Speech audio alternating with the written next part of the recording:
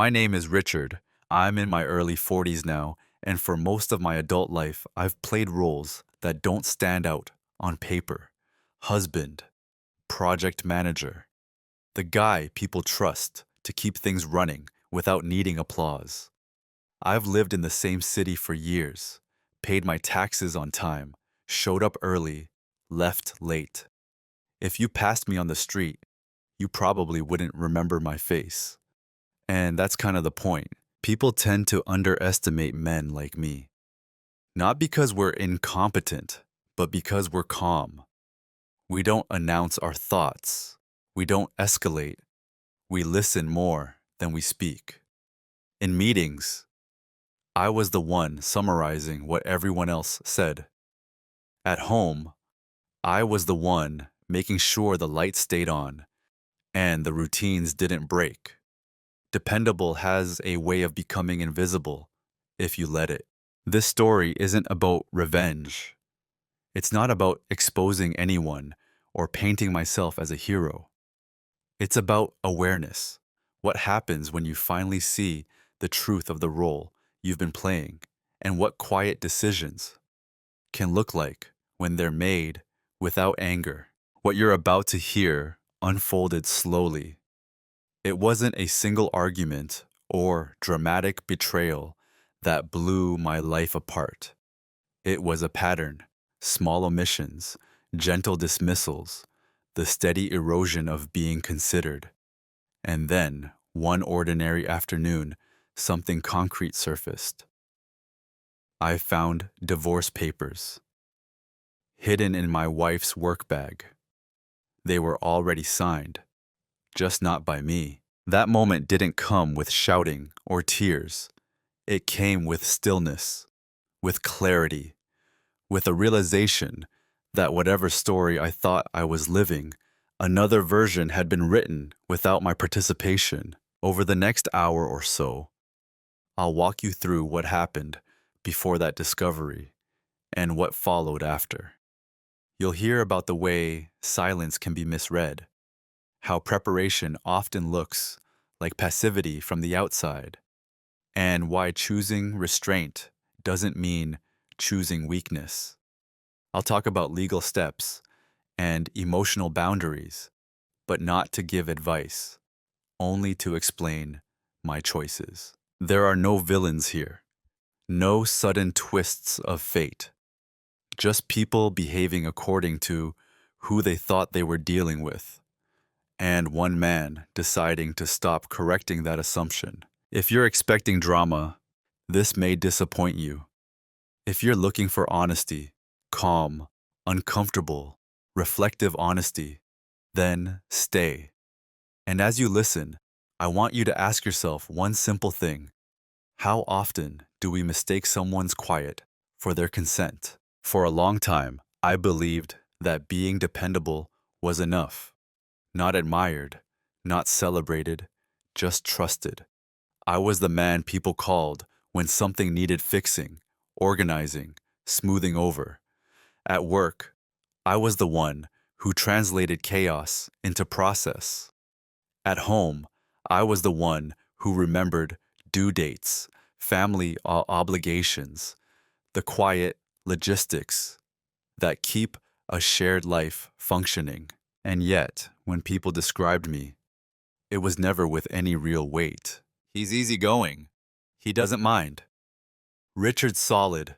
He'll handle it. Those words sound positive on the surface. But over time, I learned what they actually meant. Easygoing meant I wouldn't object. Solid meant I wouldn't demand.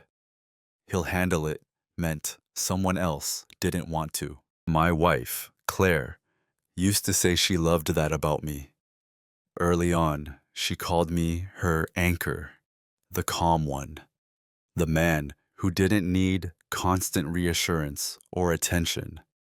I took that as respect. I thought it meant she felt safe. But safety, I learned, can slowly turn into assumption. At dinners with friends, I was the one pouring wine while conversations flowed past me. If plans changed, No one checked with me first. At holidays, decisions were made, and I was informed after the fact. Not excluded exactly, just never centered. Like a piece of furniture everyone relies on, but no one really looks at. I didn't resent it. That's important. I wasn't sitting there simmering, waiting to explode. I told myself this was maturity, that being low drama was a virtue, that not needing validation meant I was secure. In meetings at work, louder voices took credit for outcomes I quietly engineered. I corrected errors privately so others wouldn't look bad. When something succeeded, I deflected praise toward the team. When something failed, I absorbed responsibility without protest. People came to expect that pattern. At home, it was the same. Claire talked more, decided more. She had strong opinions, strong energy, strong presence. I balanced her, or so I thought. When she forgot something, I remembered. When she was stressed, I adjusted. When she needed space, I gave it. What I didn't notice at first was how rarely anyone adjusted for me. If I was tired, it passed unnoticed. If I disagreed, I softened it into neutrality. If something bothered me, I reasoned it away, not because I was afraid to speak, but because I didn't think it was worth disrupting the equilibrium. That was the role I played, the stabilizer. Over time, that role became an identity others assigned me without asking. Reliable, useful, predictable. The man who would always be there, exactly as expected. There's a particular kind of invisibility that comes from consistency. When you never surprise people, they stop checking whether you might have changed. I remember one evening vividly, not because anything dramatic happened, but because of how ordinary it was. We were at a friend's place, sitting around their kitchen island. Everyone was talking about future plans, career moves, travel ideas, big decisions.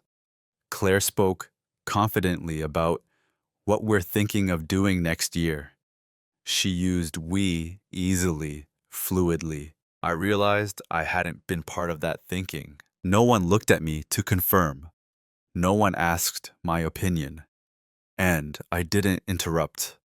I smiled, nodded, took a sip of my drink. The moment passed, swallowed by laughter. Driving home later, Claire chatted about the evening, completely relaxed. I listened. I always listened. That night, lying awake, I asked myself a quiet question I had avoided for years. If I stopped showing up the way everyone expects, would anyone notice before it was too late? At the time, I didn't know the answer. I only knew that the version of me everyone relied on existed more in their assumptions than in their awareness. And that realization didn't hurt. It clarified. I wasn't angry. I wasn't sad. I was invisible. And invisibility, I would soon learn, cuts both ways. The first moment I can clearly point to wasn't dramatic.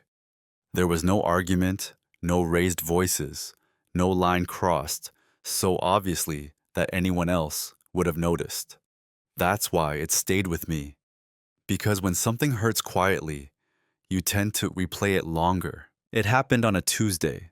I remember that because Tuesdays were the one day we both worked from home.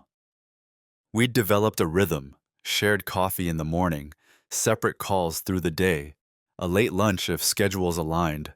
Nothing romantic, just steady. That afternoon, Claire mentioned she'd be attending a small work thing later that week. Casual tone, half-formed sentence.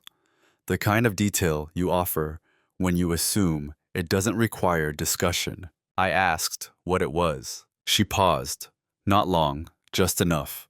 Then said, it was a dinner with colleagues and some clients. No big deal.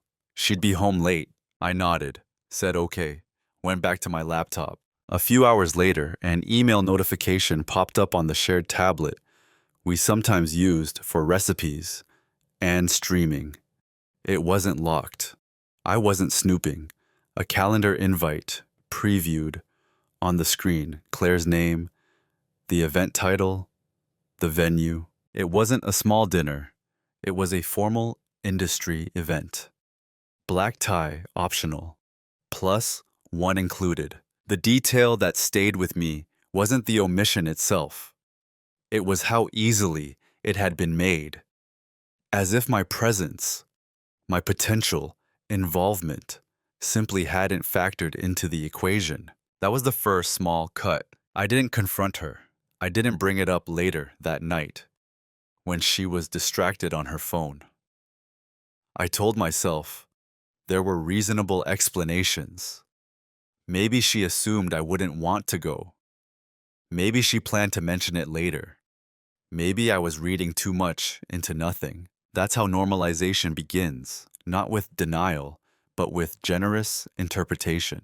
At the event, she sent a photo to our group chat. Table settings, wine glasses, smiling faces. I recognized a few names from stories she'd told me.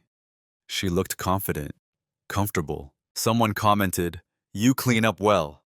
Another replied, "Who's the lucky guy tonight?" Claire reacted with a laughing emoji. I stared at the screen longer than necessary, not because of jealousy, but because of the absence. There was no correction, no clarification, no mention of me. When she got home late that night, she was energized, talked about conversations, opportunities, people she'd met. I listened, asked questions, made the appropriate sounds. At one point, she mentioned the plus one detail in passing.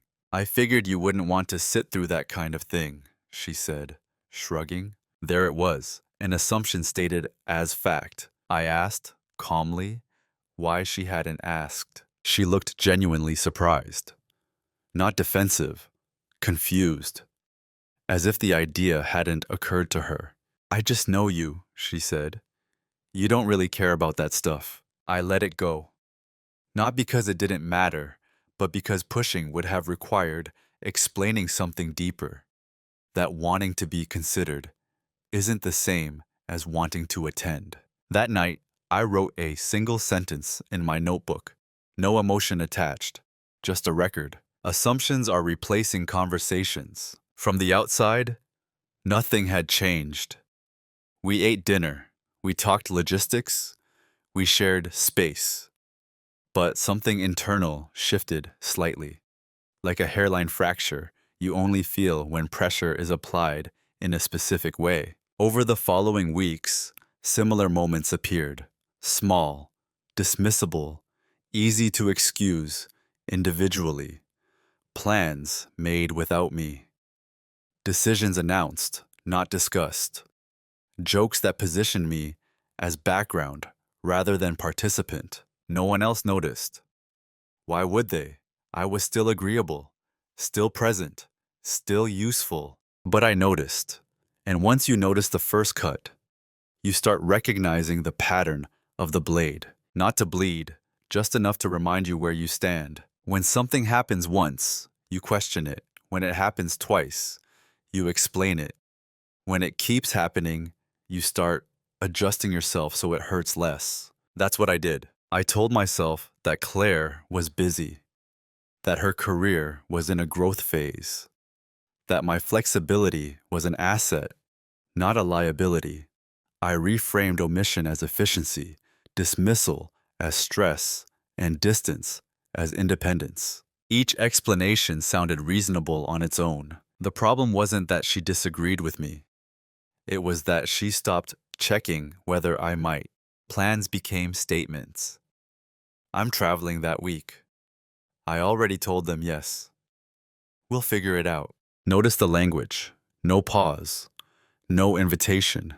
Just momentum. If I raised a concern, it was met with mild surprise. Not hostility, confusion. Like I'd spoken out of turn in a conversation where my role had already been defined. "You're overthinking it," she'd say, Why does this matter so much? You're usually fine with this. Usually, that word did a lot of work. I started noticing how often my past silence was used as evidence against my present discomfort. The more adaptable I had been, the less room I had to adapt differently. Friends reinforced it without realizing. At gatherings, people joked that I was low maintenance, that I didn't need much. Someone once said, right in front of me, "Richard's easy. You don't have to check with him." Everyone laughed. I smiled. Inside, something clicked into place. Not anger, recognition. At work, a similar pattern unfolded. A junior colleague presented a strategy I had quietly refined weeks earlier. The room praised her initiative. She never mentioned my involvement. I didn't interrupt. After the meeting, a director clapped me on the shoulder. "You're a team player," he said. "Not many people are." It was meant as a compliment. It landed like a boundary. I began to see how systems, personal and professional, reward those who take up space and rely on those who don't. Silence creates room for others to fill, and eventually, they forget it was ever yours. So I normalized it. I stopped expecting to be asked. I stopped offering unsolicited opinions. I shortened my sentences, softened my tone further. I became even easier to work around. And in doing so, I taught everyone exactly how little they needed to give back. This wasn't martyrdom. I wasn't suffering nobly. I was participating, actively. I see that now. There was a moment late one evening when Claire canceled plans we'd tentatively discussed weeks earlier. Not because of an emergency, because something better had come up. She said it casually, already halfway out the door. I nodded, said, "No problem." She paused, surprised. "You're really okay with it?" I met her eyes. "I always am." She smiled, relieved, kissed my cheek, left. That sentence echoed in the quiet apartment long after the door closed. I always am. It wasn't true, but it had become believable. I didn't confront her then. Not because I was afraid of conflict, but because I was still trying to understand the shape of the problem. You don't argue with fog. You observe it until it forms edges, and edges were forming. The more I stepped back, the more others stepped forward. The less I asserted, the more my absence went unnoticed, even while I was present. It was subtle, efficient, almost elegant in its cruelty. Disrespect doesn't always arrive as insult. Sometimes it arrives as assumption, repetition, and convenience. And when you accept it long enough, people stop seeing it as disrespect at all. They see it as the natural order. There's a moment when you realize you're no longer choosing your behavior. You're performing a role that's already been cast. For me, that realization came quietly during a conversation that had nothing to do with my marriage. I was meeting an old friend for coffee, someone who had known me before Claire, before the routines, before the careful smoothing of edges. We talked about work, about aging parents, about how time seems to accelerate when you're not paying attention. At one point, he laughed and said, "You've always been the responsible one, the guy everyone leans on." I nodded, out of habit. Then he added, "But sometimes I wonder, do you ever get leaned on?" The question caught me off guard. Not because it was profound, but because no one had asked it in years. I didn't answer right away, and in that pause, something uncomfortable surfaced.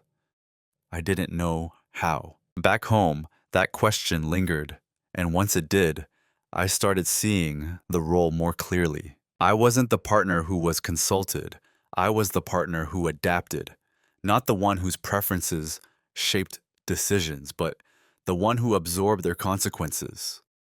I was the safety net, the buffer, the constant, reliable, useful, invisible, Claire didn't wake up one morning and decide this.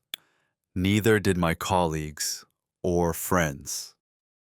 Roles form through repetition, through what you allow, through what you don't challenge, because it seems easier not to. In our relationship, I had become the man who would always understand, always compromise, always be fine. That role came with expectations. If I showed frustration, it was treated as an anomaly.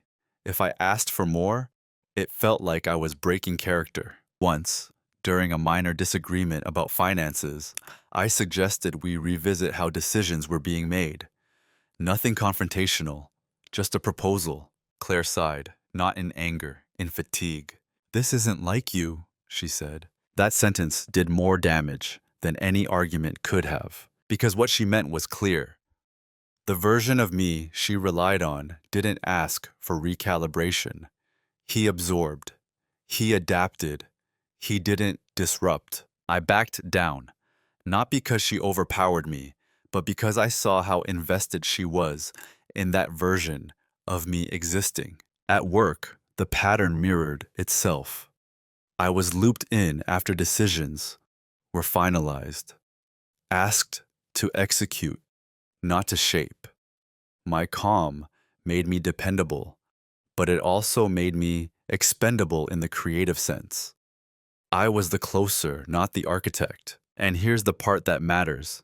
I didn't hate anyone for this. People don't exploit what they don't perceive as available. I had made myself available in a very specific way. The realization wasn't painful, it was clarifying. I understood then that I had been rewarded for consistency, not depth, for predictability, not presence, and that as long as I stayed within the boundaries of the role, everything would remain smooth. But smooth doesn't mean fair. That night, I sat with my notebook open and wrote another line. If I don't redefine myself, others will continue defining me by convenience. I didn't act on it immediately. There was no declaration, no confrontation, no dramatic shift in behavior. That would have drawn attention, and attention wasn't what I needed. What I needed was understanding. Because once you see the role you've been assigned, you have two options: reject it loudly, or step out of it so quietly that people don't realize it's gone until they need it. I wasn't ready to choose yet, but I was no longer confused about where I stood. The day something shifted didn't announce itself. No argument, no revelation, no single sentence that changed everything. It was a Tuesday again, ordinary enough to blend into memory if I hadn't learned to pay attention to ordinary things. I was folding laundry in the living room while Claire showered. The television was on, muted. One of those looping news panels with talking heads gesturing emphatically. Noise without substance. Claire's work bag sat by the door, overstuffed, as usual. It had tipped over, papers slightly spilling out.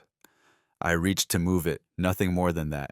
A practical instinct. Clear the walkway. That's when I saw the edge of a manila folder, thicker than the usual documents she carried. Label facing inward. But the color caught my eye. Beige stands out when everything else is black or gray. I hesitated, not because I suspected anything specific, not because I was afraid of what I might find, but because something in me had grown accustomed to not looking too closely, to not pressing, to not opening doors that weren't explicitly offered. That hesitation lasted maybe 2 seconds. Then I picked it up. Inside were divorce papers, neatly organized. No crumpling, no rushed assembly. The kind of a paperwork that comes from planning, not impulse. I scanned the first page, not reading every word, just enough to understand. They were already signed, just not by me. I sat down on the couch, without realizing I'd done it. The laundry remained half folded on the floor. The room felt suddenly very quiet, Even with the TV still flickering silently, there was no spike of anger, no rush of betrayal. What I felt instead was something closer to confirmation, not shock, clarity. This wasn't a reaction to a fight. It wasn't a threat or an ultimatum. This was a decision that had been made privately, methodically, without my participation. And suddenly, so many small moments rearranged themselves into a coherent picture. The assumptions, the omissions, the confidence with which plans were made without me. This wasn't happening to me. It had been happening around me. I didn't put the papers back immediately. I didn't photograph them. I didn't read every clause. I just held the folder and breathed. What struck me most wasn't the intent to leave.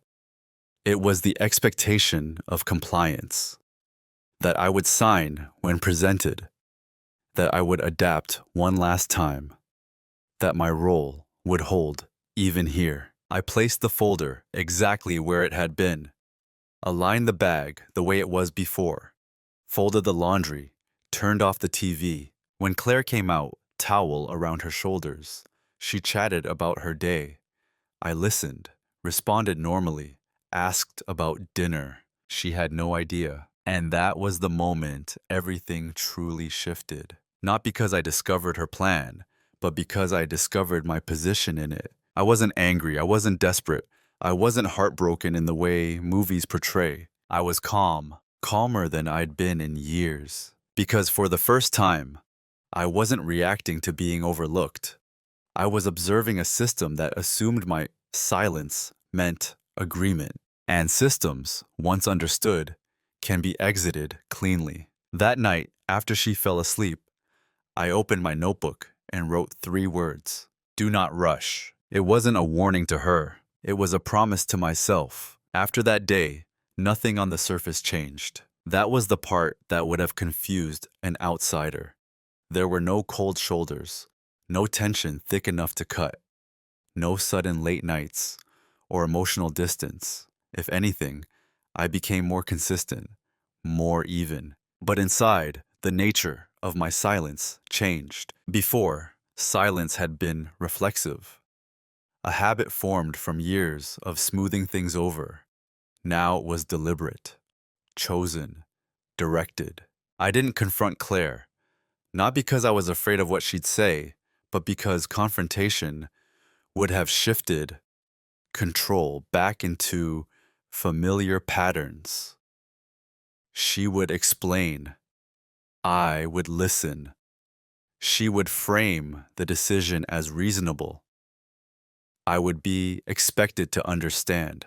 Understanding had always been my weakness. Instead, I observed. I watched how she behaved when she thought nothing was wrong, how relaxed she was in her certainty, how confidently she spoke about future logistics without including me, lease timelines, travel plans, work moves. She spoke as if the end was already settled, just waiting for formality. And she was right about one thing: it was already settled, just not in the way she thought.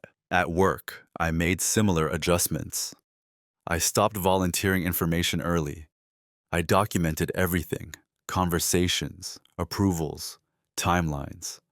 Not defensively, quietly, thoroughly. People mistook my continued calm for passivity. They didn't realize my silence now had a boundary around it. I began separating emotion from action. That's an important distinction. Emotion demands release. Action demands precision. I didn't tell friends. I didn't seek validation. I didn't journal feelings. I journaled facts, dates, statements, patterns. Every time Claire made a decision without consulting me, I wrote it down. Every assumption, every omission, not as evidence against her, but as data for myself. The interesting thing about being underestimated is that no one monitors your movement. As long as you appear unchanged, you're invisible in the same way you always were. Claire continued as usual. She laughed. She planned. She spoke about When things settled down, with a casualness that bordered on confidence, I nodded, asked questions, offered help, and in doing so, I allowed her to believe the role was intact. Silence, when chosen, creates space. Space to think. Space to prepare. Space to decide without pressure. I contacted a lawyer, not to file, but to understand. I asked questions, took notes, learned timelines, learned options. No drama, no threats, just information. I didn't move money. I didn't hide assets. I didn't alter behavior that would raise suspicion. I simply stopped assuming that fairness would naturally emerge without structure. At night, lying beside her, I felt something unexpected: gratitude, not for the situation, but for the clarity, for the fact that I now knew the truth while being treated as if I didn't. There is power in being the only person in the room who understands the full picture, and that power doesn't need to announce itself. It just waits. Preparation rarely looks like preparation from the outside. It looks like routine, like nothing at all. That's what made it so effective. In the weeks that followed, I didn't transform into a different man. I didn't withdraw or suddenly assert myself. I stayed within the expectations everyone had already set for me, because that's where no one was watching. What they never noticed was how much I was learning. I learned how conversations changed when you stopped filling silence. When I let pauses stretch, people revealed more than they intended. Claire talked freely when she thought she was unopposed. At work, colleagues explained rationales they'd never shared before, assuming I wasn't tracking implications. I tracked everything. I learned the difference between what people say when they're careful and what they say when they're comfortable. And Claire was very comfortable. She spoke about next phases of her life as if they were already hers alone. She mentioned timelines that didn't include me. She asked hypothetical questions about apartments in different neighborhoods, questions framed as curiosity, not planning. I responded neutrally, offered no resistance, no endorsement either. That neutrality became a mirror. She projected onto it whatever outcome she preferred. Meanwhile, I prepared quietly. I organized documents, not just financial, everything: marriage records, shared contracts, email threads that showed patterns of unilateral decision-making.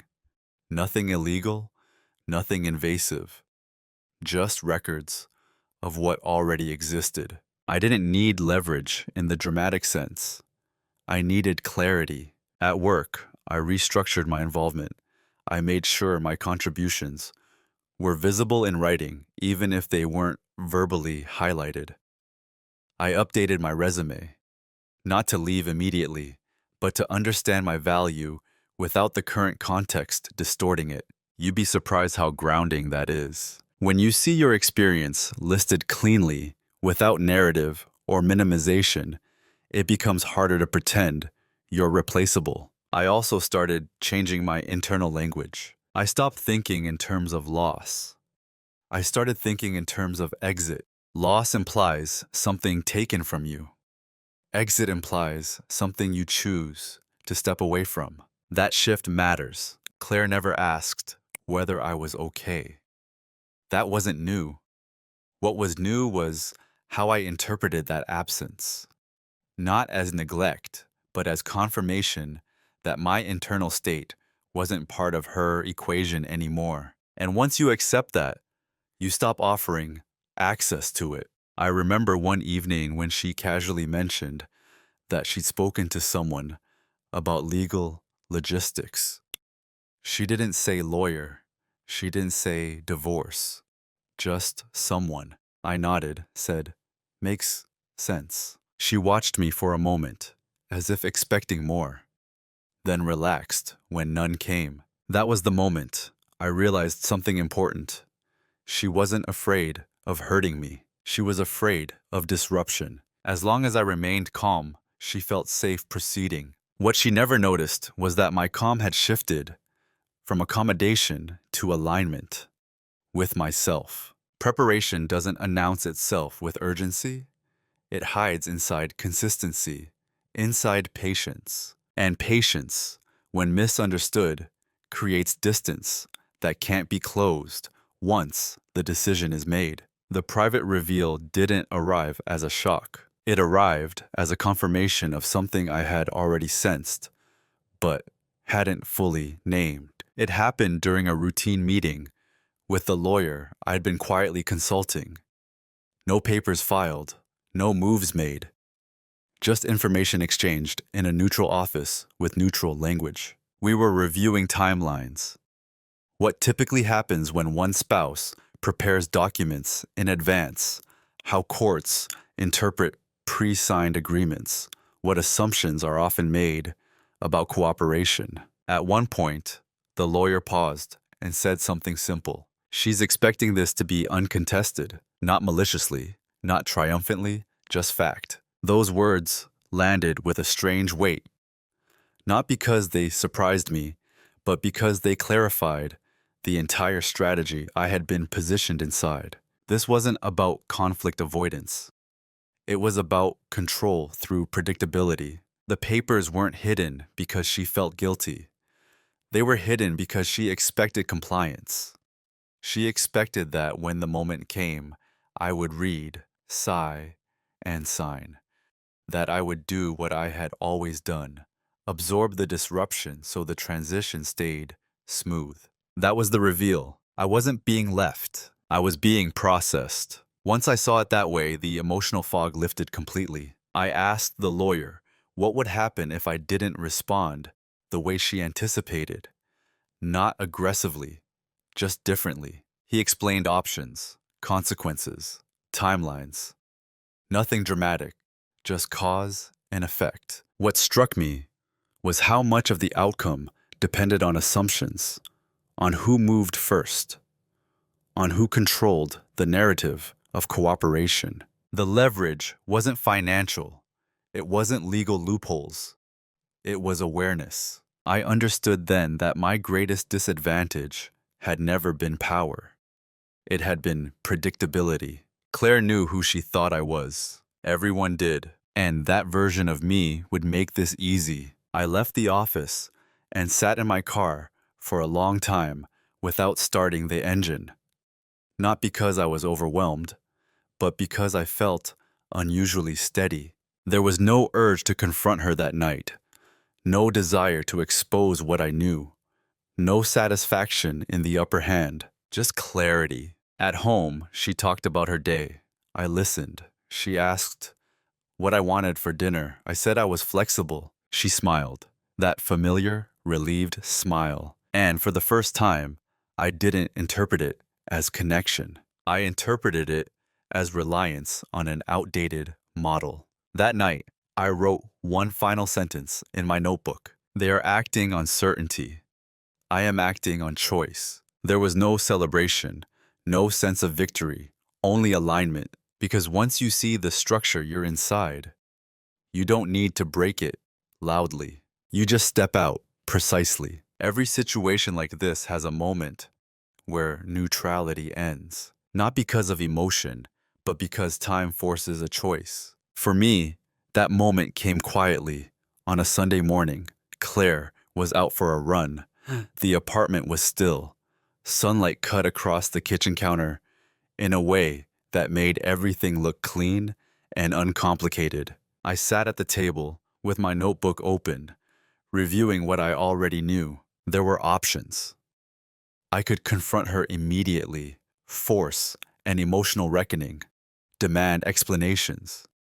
I could preemptively file, turning the process adversarial overnight.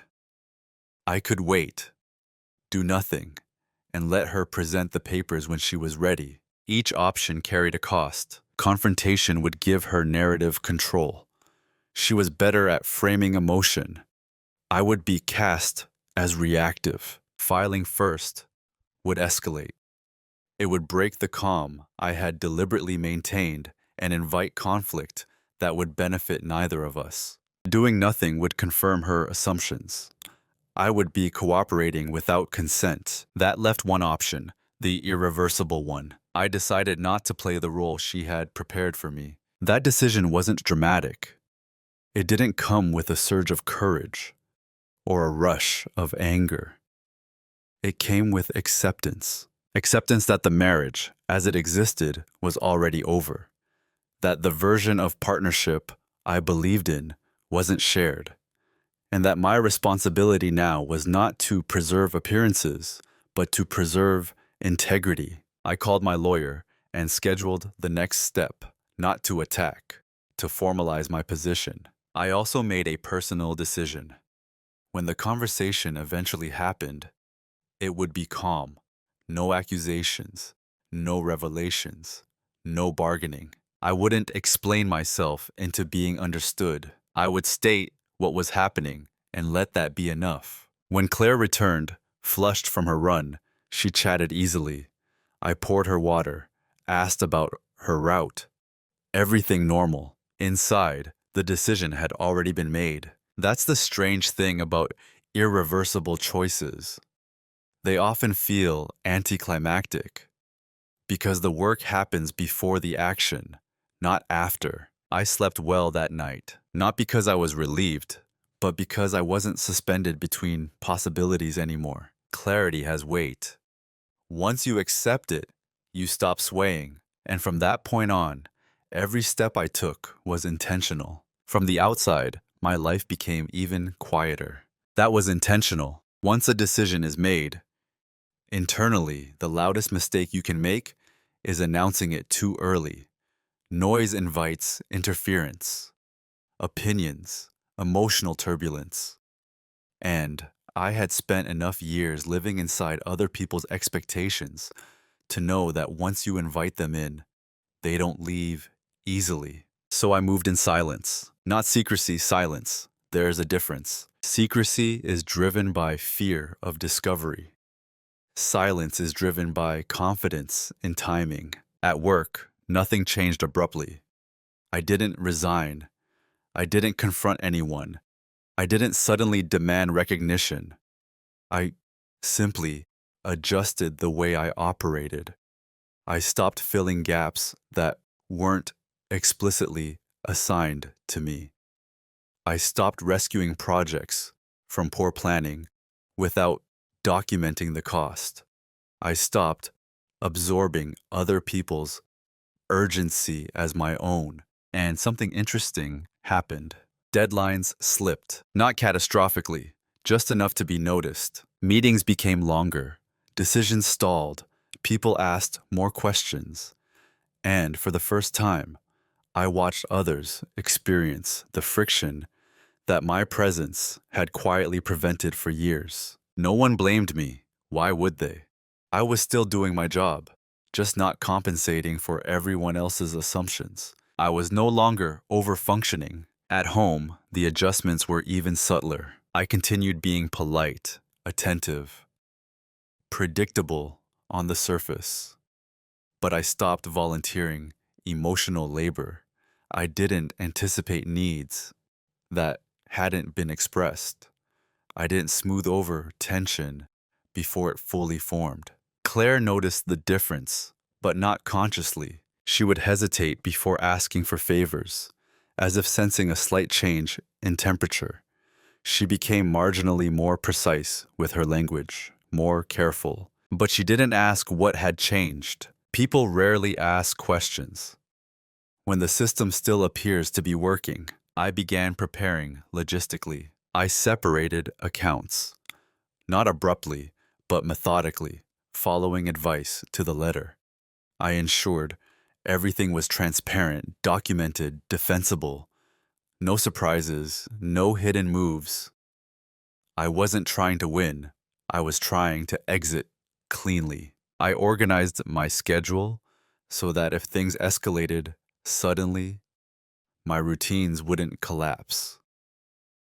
Backup plans for work, contingencies for housing, quiet conversations with a few trusted professionals, none of whom knew the full story. I didn't need allies.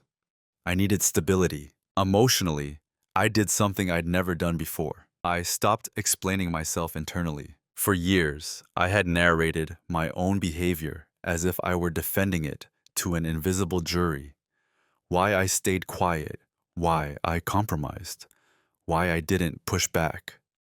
That internal dialogue had been exhausting. Now, I replaced it with a single question. Does this move align with my long-term dignity? If the answer was yes, I proceeded. If not, I didn't. No justification required. Claire continued planning as if nothing fundamental had shifted. She talked about timelines with a casual certainty that suggested she believed the ending was already scripted. She assumed the final conversation would be emotional, that there would be tears, confusion, maybe even gratitude for how understanding I was. She assumed wrong. One evening, she mentioned she might need some documents soon. The way she said it, carefully casual, told me she was preparing the stage. I nodded. Okay, that was it. No follow-up questions, no visible reaction. Her eyes lingered on me a second longer than usual. Silence, when sustained, starts to unsettle people who rely on emotional cues for reassurance. Still, she didn't push. Why would she? I had always complied, eventually. What she didn't know was that compliance and cooperation are not the same thing. I was cooperating with reality, not with her narrative. Weeks passed. From the outside, everything still looked intact. Friends saw us together. Colleagues saw me steady as ever. No one sensed collapse. That's the thing about quiet exits. They don't broadcast themselves. They preserve structure until the moment they don't. Internally, I felt something unfamiliar. Autonomy. Not the kind that comes from rebellion or defiance, but the kind that comes from no longer negotiating with yourself. I didn't feel empowered in a dramatic way. I felt grounded, and grounded people don't rush. There was one night, lying awake beside her, listening to her breathing, when a question surfaced. Not with pain, but curiosity. If I had asserted myself earlier, would we be here? I didn't chase the answer, because it didn't matter anymore. Regret assumes an alternate timeline, where the same people behave differently. Experience had taught me otherwise. People respond to the version of you they're given, and for a long time, I had given everyone the version that made their lives easier. Now, I was giving myself something else.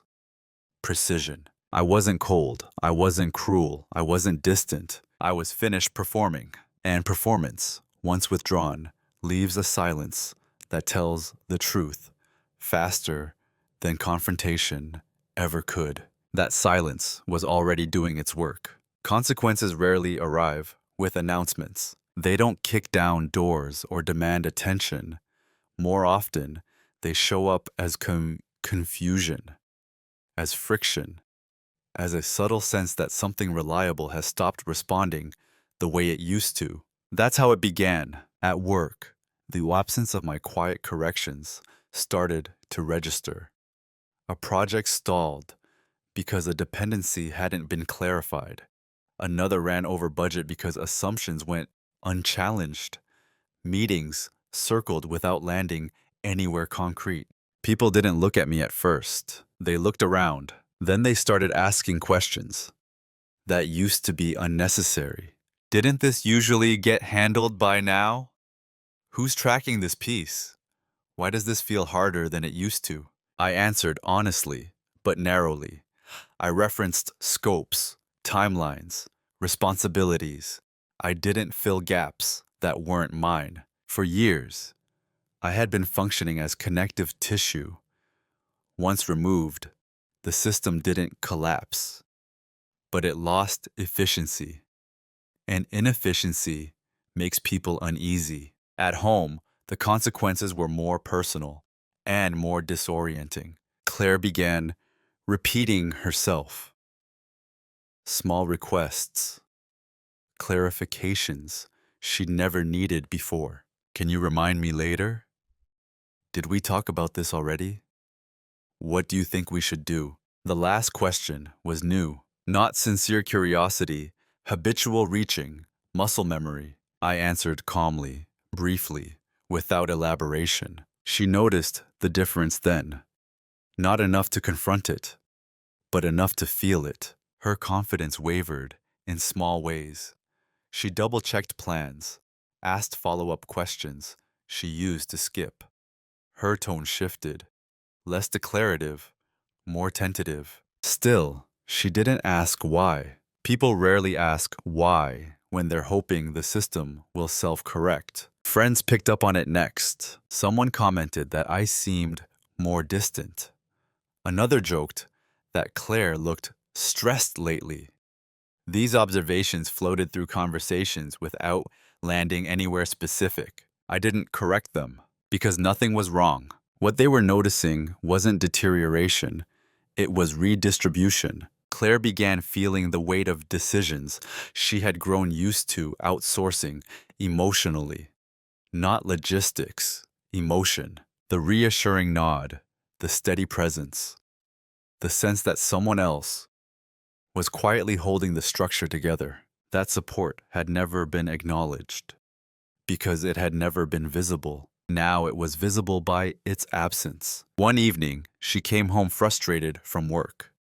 Normally, I would have anticipated the mood, softened the transition, adjusted the evening around it. Instead, I stayed where I was, let her bring it to me if she needed to. She didn't. She paced, opened the fridge, closed it, sighed. Finally, she said, "You're quiet lately." I looked up. "Am I?" She hesitated. A little. I nodded. "Okay." That was the entire exchange. She stood there, as if waiting for something else to happen. When nothing did, she walked away. Later that night, I heard her on the phone in the bedroom. Low voice. Fragments of sentences. "I don't know.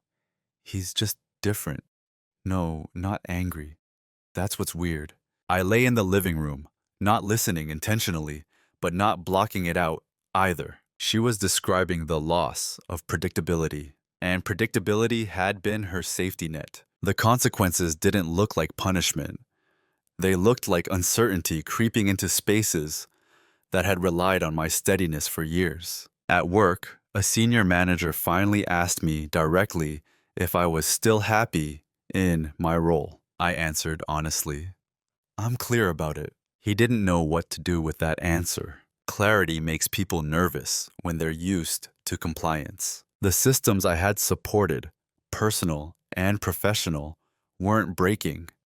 They were recalibrating around my absence from their hidden center. And recalibration is uncomfortable. Claire became more attentive in superficial ways, small compliments, casual check-ins, a softness in her voice that hadn't been there in a while. Not affection, assessment. She was trying to locate the version of me she had built her certainty on. That version wasn't gone out of spite. It was gone because it no longer existed. And once someone realizes they've lost access to something they never consciously valued, panic doesn't come immediately. First comes denial, then confusion, then urgency. We were still in the confusion phase, but the momentum had shifted. Because the hardest consequence to face isn't loss. It's realizing that what you depended on was never guaranteed. Panic doesn't arrive all at once. It seeps in through cracks, missed cues, unanswered expectations, subtle losses of control. By the time it's recognized for what it is, the damage has already settled into place. Claire didn't panic immediately. At first, she tried correction. She became more agreeable, asked my opinion more often, framed questions carefully, as if recalibrating an unfamiliar instrument. She suggested dinners out, brought up memories from earlier years, trips we'd taken, jokes we used to repeat, moments she assumed still held emotional currency. It felt rehearsed, not manipulative, uncertain. She was testing levers she believed still worked. They didn't. Not because I was withholding affection, but because affection offered under strategic urgency doesn't land the same way. It's not cruel, it's just late. She began speaking in hypotheticals. Do you ever think about us moving somewhere else? What would you do if you had to start over? Do you think people change too much? Each question carried weight. None of them asked the one thing that mattered. She didn't ask where I stood, because that would have meant accepting that I might not be standing where she left me. At work, something similar unfolded. A senior leader suddenly included me in conversations I hadn't been part of for years. Praise surfaced. Belated, vague. Opportunities were mentioned casually, as if they'd always been available. I saw the pattern immediately. Correction without acknowledgement. The assumption that access could be restored simply by re-extending it. But timing matters. What people miss is that trust doesn't erode loudly. It withdraws quietly when it's repeatedly assumed rather than earned. Claire's panic arrived the night she finally brought up the papers. She didn't confront me directly. She placed the folder on the table between us, after dinner, aligning it carefully as if neatness could soften its presence. I think we need to talk about this, she said. Her voice was calm, controlled, but her hands weren't steady. I didn't reach for the folder. I looked at her. She waited. I waited longer. That silence, measured, intentional, did something to her composure. She filled it with explanation. I didn't know how to bring it up. I didn't want things to get messy. I assumed you'd understand. There it was again. Assumed. She watched my face closely, searching for the version of me that would reassure her. The one who would nod, soften, translate discomfort into cooperation. He didn't appear. I already know what they say, I told her, evenly. The color drained from her face. Not dramatically, but noticeably. You read them?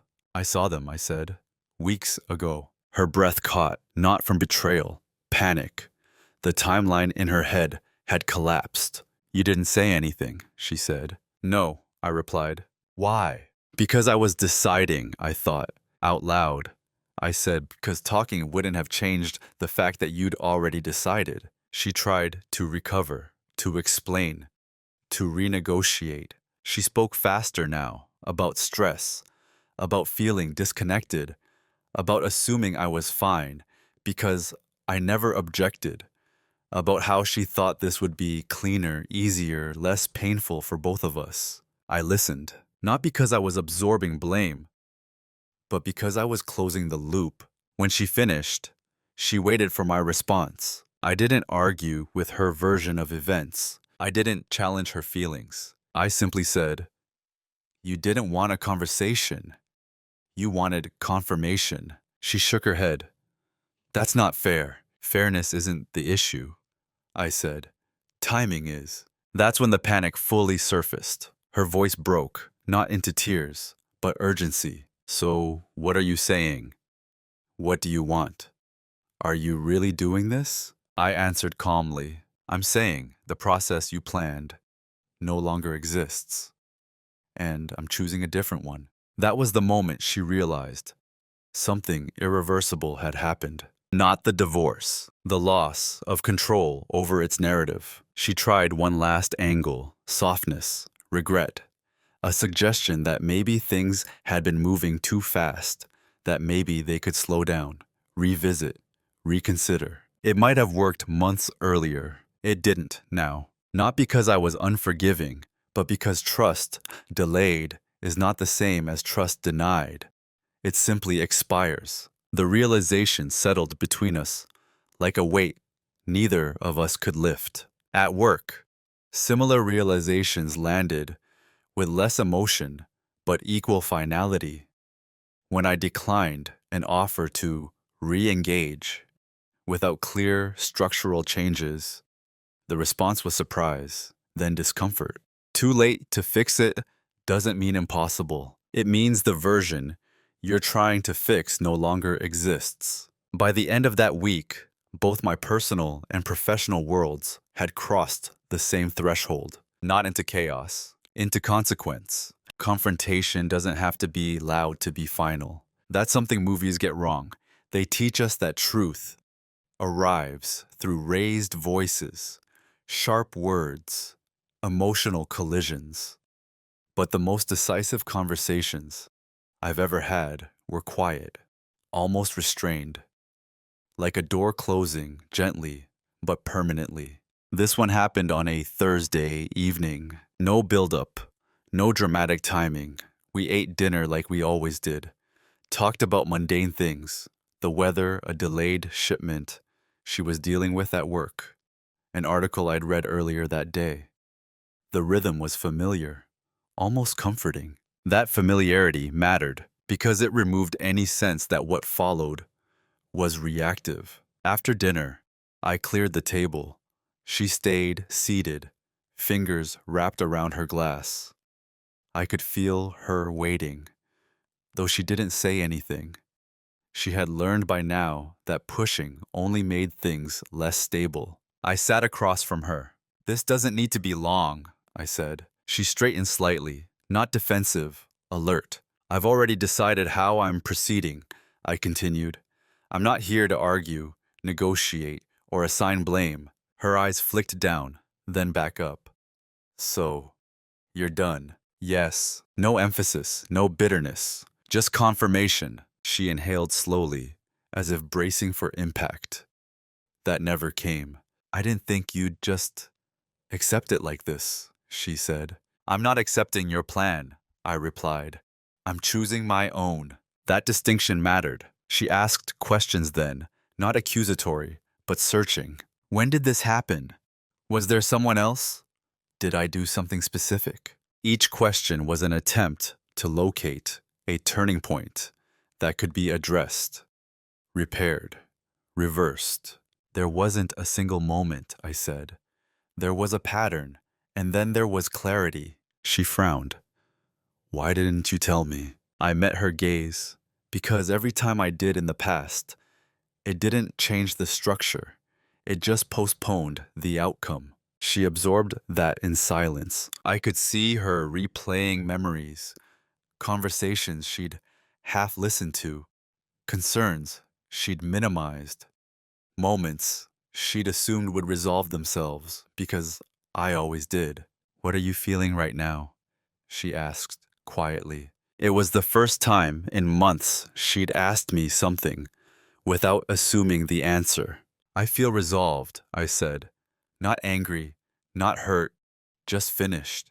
That word landed heavier than I expected. Finished doesn't invite debate. She tried once more, not to convince me to stay, but to soften the framing. "We weren't unhappy all the time," she said. "There were good years." "I know," I replied. "This isn't a rejection of the past. It's an acknowledgement of the present." She nodded slowly. Tears welled, but didn't fall. Her composure fractured just enough to reveal the truth beneath it. "I didn't think you would leave," she said. "I thought you'd adapt." There it was, the quiet confession. I didn't react to it. I didn't correct it harshly. "I did adapt," I said, "for a long time." Silence filled the space between us, not awkward, not tense, just honest. There was nothing left to explain. No speeches, no accusations, no dramatic declarations of self-worth. Just two people recognizing that the roles they'd been playing were no longer compatible. When I stood to leave the room, she didn't stop me. She didn't ask me to stay. She just watched, as if seeing me clearly for the first time, and realizing that clarity had arrived too late. That night, I slept in the guest room, not as a punishment, not as a statement, as a transition, because confrontation without heat doesn't burn bridges. It shows you exactly where they end. People often expect transformation to be dramatic. They imagine a man emerging from divorce, either hardened or broken, angrier, louder, diminished, or suddenly reckless with his freedom. That wasn't my experience. What came after wasn't reinvention, it was subtraction. The first thing that disappeared was the constant internal negotiation, the silent math of how much of myself to offer in order to keep things smooth, the reflex to anticipate other people's needs before they named them. Without that, my days became quieter in a different way. I still woke up early, still worked carefully, still kept my routines. From the outside, I probably looked unchanged, but internally there was space. Mental bandwidth I didn't realize I'd been spending for years. I started noticing how I felt instead of how I was supposed to feel. When something didn't sit right, I didn't rationalize it away. I paused, examined it, decided whether it required action or simply acknowledgement. That alone changed everything. At work, my presence became more defined. I didn't speak more, but when I did, it landed. I stopped softening my conclusions. I stated them plainly, without apology, not aggressively, accurately. People adjusted. Some leaned in, some leaned away. Both responses told me what I needed to know. In my personal life, I became selective, not guarded, intentional. I no longer filled silence to make others comfortable. I let conversations breathe. I let people show me who they were when I wasn't carrying the interaction. The difference was subtle, but decisive. I wasn't chasing connection. I was allowing alignment. There were moments of loneliness. I won't pretend otherwise. Ending a long relationship, even a quiet one, leaves an absence that can't be immediately repurposed. Some evenings felt empty. But emptiness isn't the same as loss. Emptiness is space waiting to be used intentionally. I didn't rush to fill it. I spent more time alone without feeling abandoned. More time thinking without rehearsing explanations. More time choosing instead of reacting. And perhaps most importantly, I forgave myself. Not for staying, not for leaving, but for not knowing sooner what I know now. That forgiveness didn't come with ceremony. It arrived gradually as I realized how easy it is to mistake endurance for strength and how necessary it is to eventually tell the difference. I don't speak badly of Claire. I don't revisit the story to assign blame. She acted according to the version of me she believed in. And for a long time, that version was accurate. It just wasn't complete. Who I am now is not louder. I'm clearer. I don't confuse calm with compliance anymore. I don't mistake being needed for being valued. And I no longer assume that understanding someone else means abandoning myself. Quiet dominance, as I've learned, isn't about control over others. It's about self-possession. And once you have that, you don't need to prove it to anyone. There's a temptation, when a story like this ends, to look for a winner, to decide who was right, who failed, who lost more. But life rarely resolves itself that cleanly. And when it does, the lesson is usually the least interesting part. What stayed with me wasn't the divorce itself. It was the realization of how quietly a life can drift away from you while everything still appears intact. Nothing in my marriage collapsed suddenly. There was no explosion, no defining fight that made the ending obvious. Instead, there was a slow transfer of agency from conversations to assumptions, from partnership to expectation, from presence to predictability. And I allowed it. Not because I was weak, not because I didn't care, but because I believed that being understanding was the same thing as being valued. It isn't. Understanding is a gift. When it's given freely and repeatedly without reciprocity, it stops being a bridge and starts becoming a bypass. That was the moral I had to sit with. People don't usually hurt us out of malice. More often, they operate on the version of us that has always made their lives easier. And unless we update that version clearly, consistently, they continue using it long after it no longer fits. Silence isn't inherently noble.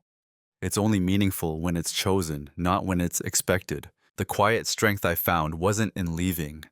It was in recognizing that my calm had been misinterpreted as consent and deciding, finally, to correct that misunderstanding without theatrics.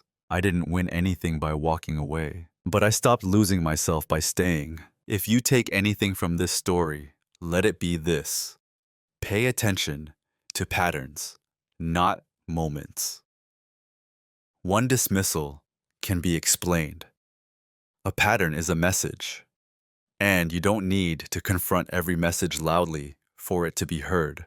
Sometimes you just need to stop responding the way you always have. I'm not bitter, I'm not angry, I'm not even particularly sad anymore. I'm intact, and that matters more than being right.